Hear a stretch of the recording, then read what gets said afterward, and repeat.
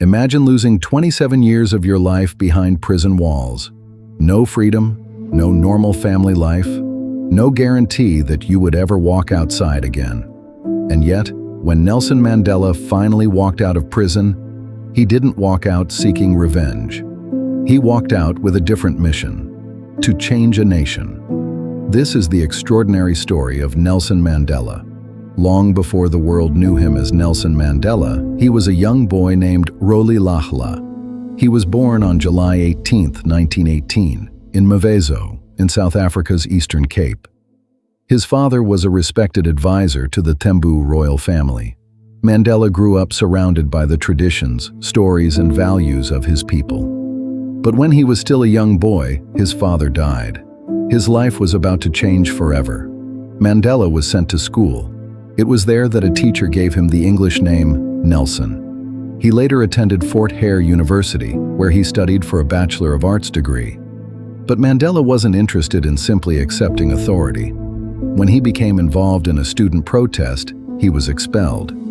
Instead of giving up, he left for Johannesburg. And Johannesburg would expose him to a completely different South Africa. There, Mandela witnessed racial discrimination more directly. He studied law and became increasingly involved in the African National Congress. In 1944, he helped establish the ANC Youth League. Mandela believed that young people could challenge a system designed to keep them powerless. He wasn't simply building a career anymore. He was choosing a cause. South Africa was becoming increasingly divided by apartheid. A system of racial segregation controlled where people could live, work, travel, and even which public spaces they could use. Mandela and other activists challenged these laws through organized resistance. But the government responded with arrests, restrictions, and violence. Then, in 1960, the Sharpeville massacre changed the course of the struggle. After the ANC was banned, Mandela went underground. He secretly traveled outside South Africa to seek support and military training. But when he returned, the authorities were waiting. On August 5, 1962, Mandela was arrested. At first, he was sentenced to 5 years in prison. But his legal battle wasn't over. The Rivonia trial would change everything. Mandela and his fellow defendants faced the possibility of the death penalty. Inside the courtroom, Mandela made his position clear. He wanted a democratic and free society where people could live together with equal opportunities. And he was prepared to die for that ideal. On June 12, 1964, Mandela and 7 other defendants were sentenced to life imprisonment. He was taken to Robben Island. Robben Island became Mandela's world. For 18 years, he lived inside its prison walls. He worked in a limestone quarry. He lived under harsh conditions.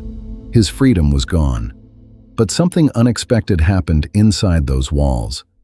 Mandela continued to study. He continued to debate. He continued to organize. And he continued to prepare himself for a future he could not even be sure he would live to see.